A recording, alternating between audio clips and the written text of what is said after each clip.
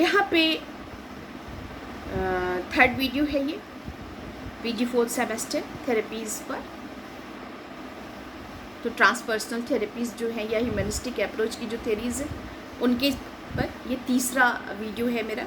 और इसमें की कॉन्सेप्ट ऑफ एग्जिस्टेंशियल थेरेपी की बात हम करेंगे। की कॉन्सेप्ट इसमें सबसे पहले एग्जिस्टेंशियल थेरेपिस्ट्स का ये मानना है, ये थेरेपिस्ट का, कि freedom of choice, you choose the things for your self by your own. क्या है कि ज़्यादातर समाज में हमारे ऊपर चीज़ें थोप दी जाती हैं। This is not good for the mental health of a human being.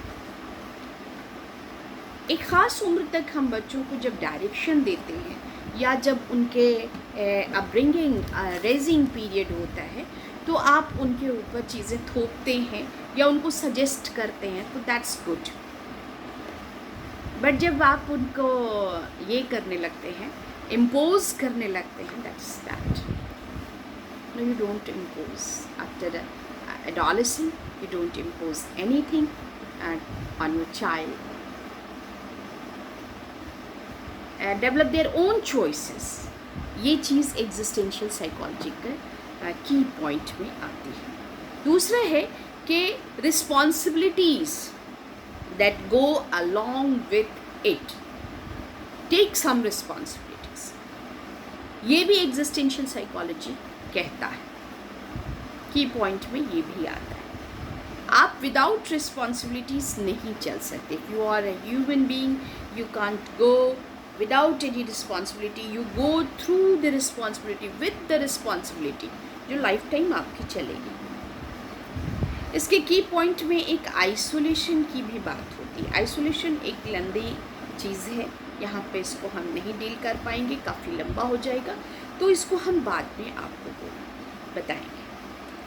और किसी भी चीज़ के लाइफ के एक जो नेक्स्ट की पॉइंट है, इसमें 4 की पॉइंट्स की बात की गई है। वो freedom of choice and the responsibilities that go with it, ये एक हो गया। दूसरा है आइसोलेशन, ये थोड़ा सा लंबी है। What is isolation, what is the concept of isolation, ये एक चीज़ है की पॉइंट। दूसरा है इनएविटेबिलिटी ऑफ डेथ। बहुत सारे लोगों के अंदर डेथ फियर डेवलप कर गया है अब भी, और ऐसे भी बहुत सारे लोगों में हम मर गए तो क्या होगा।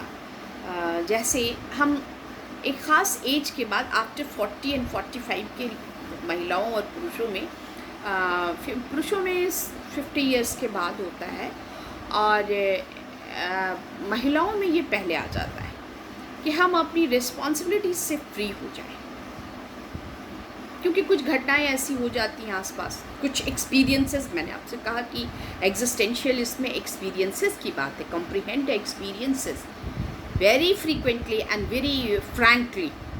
तो इसमें एक्सपीरियंसेस, कुछ ऐसी डेथ हो जाती है, जैसे कोई बिल्कुल यंग लेडी है, वो विडो हो गई, तो वहाँ पे होने लगता है कि अगर ये पढ़ी लिखी रहती तो सेल्फ एग्जिस्टेंस इसका हो जाता। तो ये सारी चीज़ें जो हैं, ये डेथ, कुछ मीनिंगलेस थिंग्स जो हैं वो डेथ को, इनेविटेबल है डेथ, और वो सर्टेन भी नहीं है कि कब आएगा, लेकिन हम लोग उसके प्रति जो है वो बहुत फियर डेवलप कर लेते हैं। एग्जिस्टेंशियल साइको, अगर हम एग्जिस्ट नहीं करेंगे हमारे बच्चों का क्या होगा। बहुत बार ऐसे एक्सपीरियंसेस भी आते हैं, मैंने पहले भी कहा, अभी आपको रिपीट मैं कर रही हूँ कि अगर हम अपनी रिस्पॉन्सिबिलिटीज से फ्री हो जाएं तो अगर डेथ भी हो गई तो कोई फ़र्क नहीं पड़ेगा। So this fear is very bad, this is meaningless, इसका कोई अर्थ नहीं होता। जब जिसको जाना है वो जाएगा। मैंने पहले ही कहा कि existential therapy is philosophical concept. So इसमें आत्मा, मरण, जीवन, ये सारी चीज़ें आती, तो इसको आपको इवैक्यूएट करना पड़ेगा, इसको एक्सक्लूड करना पड़ेगा अपने थॉट से, अपनी थिंकिंग से, इसको आपको हटाना पड़ेगा। एंड डेथ को एक्सेप्ट करना, death is a reality and it is inevitable. जिस तरह से स्ट्रेस इज़ इनएविटेबल, उसी तरह से डेथ इज़ ऑल्सो इनएविटेबल। मैं यहाँ पे अरबी का एक लाइन आपको पढ़ के सुनाती हूँ। कुल्लु नफ्सुन ज़ाइक़तुल मौत, हर नफ्स को मौत का मज़ा चखना है।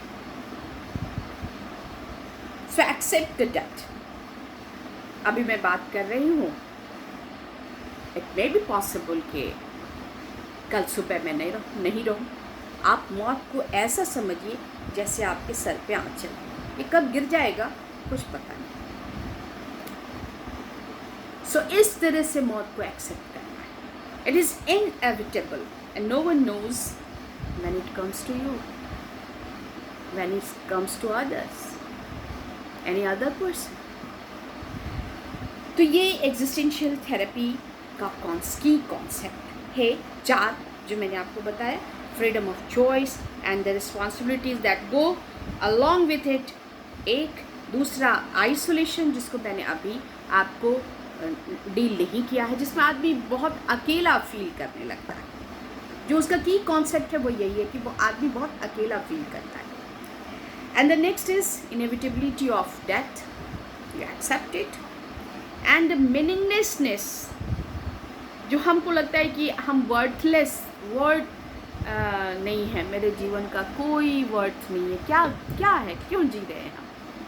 मैनी टाइम्स इट बहुत सारे लोगों के, हमारे और आपके जहन में आता है कि आई एम वर्थलेस।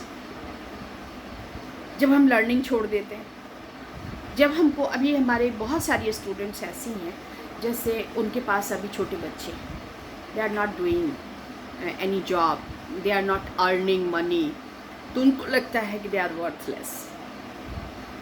मैंने अपने टीचर्स का होप तोड़ दिया है, ऐसा नहीं है। It is the time, you are doing the very well, doing the very hard work of your life. Motherhood is not a very small thing, it's a very big thing. You are creating a citizen, a good citizen. मैं उनको समझाती हूँ, it is not the time. Just you learn for a few hours, for 1 hour, for 2 hours. आप 2 घंटे पढ़ लें, that is enough for you. आप अपने ऊपर पड़ी हुई मैं सब भूल गई ये भी कहते हैं, नहीं, आप भूले नहीं हैं। अगर फ्राइड के थॉट में आप अगर, तो बहुत सारे लोगों को ऐसा लगता है कि मैं मीनिंगलेस हो गई है लाइफ मेरी, यही पॉइंट मैं आपको, मगर ऐसा नहीं है। आदमी की ज़िंदगी कभी भी मीनिंगलेस नहीं हो सकती। जब आप चाहिए, जब आपके पास फुर्सत हो, इसमें आप ढेर सारे अर्थ जोड़ सकती हैं। यही एग्जिस्टेंशियल थेरेपी का की पॉइंट है। और ये कहाँ कहाँ इस्तेमाल किया जा सकता है। मैंने पहले भी आपसे कहा कि एग्जिस्टेंशियल थेरेपी या कोई भी थेरेपी हर किसी के साथ इस्तेमाल नहीं की जा सकती। It's a talk therapy, so you can't talk with psychosis patient. They will talk very brilliantly, but the informations are not brilliant, not real. So इसमें एडिक्शन वालों को, एंजाइटी जिनको हो रही, जो अभी का हमारा प्रॉब्लम है, बहुत सारे लोग एंजाइटी के पेशेंट हैं, और डिप्रेशन के patient, and range of other, बहुत सारी ऐसी बीमारियां हैं जो बिहेवियरल प्रॉब्लम्स हैं या साइकोलॉजिकल प्रॉब्लम्स हैं। कुछ लोगों को नेगेटिव थॉट्स आते रहते हैं। एग्जिस्टेंशियल थेरेपी वहाँ बहुत काम करती है। कुछ लोगों को एक सर्टेन चीज़ से डर पैदा हो जाता है। अभी जैसे कुछ लोगों को मौत का डर बहुत हो गया है। कुछ बच्चे अपने पेरेंट्स के लिए इतने सेंसिटिव हो गए हैं कि वो किसी से भी सोशलाइज होने ही नहीं दे रहे, मिलने ही नहीं दे रहे, सोशलिबिलिटी को बिल्कुल ही ख़त्म कर दिया। जिन पेशेंट्स को कोरोना हो गया है उनके लिए भी एग्जिस्टेंशियल थेरेपी बहुत वर्क करेगी, कर रही है। I am using that therapy with many of my, किसी भी तरह के सक्सेस से अगर सक्सेस नहीं मिला तो उससे उबरने के लिए, आपको निकलने के लिए, उससे बाहर आने के लिए ये बहुत ज़रूरी है कि एग्जिस्टेंशियल थेरेपी का वहाँ पे इस्तेमाल किया जाए। एक फेलियर आपके लाइफ का एंड नहीं हो सकता, लेकिन ये बहुत सारे लोगों के अंदर ये जन्म ले लेता है कि नाउ द लाइफ गॉन, ख़त्म हो गई सब बात। No, existential therapy works there, वहाँ पे ये काम करेगा।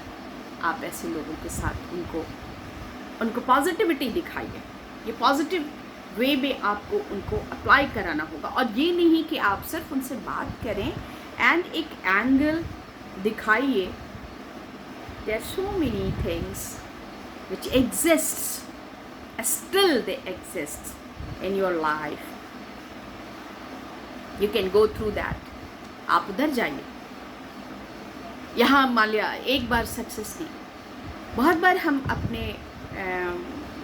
फेसबुक को मैंने अपने बच्चों के लिए मोटिवेशनल, अपने स्टूडेंट्स के मोटिवेशन के लिए इस्तेमाल करना शुरू किया। और मैं फेसबुक पर इसीलिए होती हूँ ताकि मेरे बच्चे जो हैं और वहाँ जो गलत करते हैं, जो थोड़ा बहुत डिविएट करते हैं, अगर वो मेरे फ्रेंड लिस्ट में हैं तो मैं उनको एडवाइस भी करती हूँ। तो मैं बहुत बार अपने क्या होता है फेसबुक स्टोरी, योर स्टोरी होता है, उसमें मैं इस तरह के कोट्स लगाती हूँ कि don't be negative, be positive.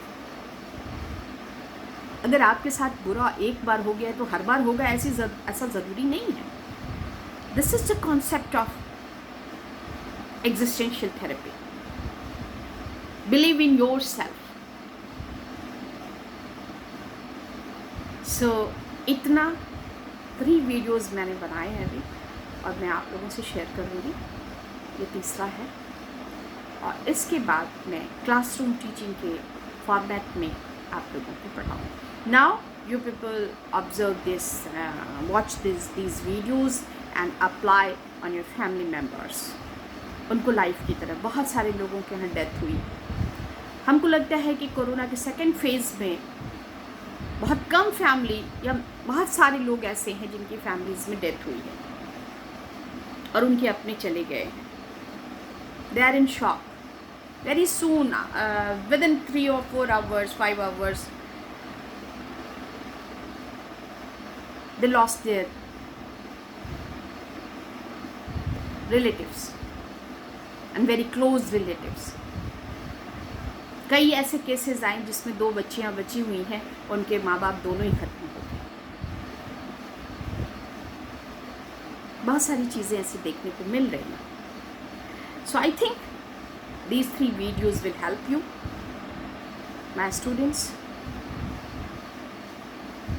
Watch and make my videos applied in your life, in your native's life. Thank you.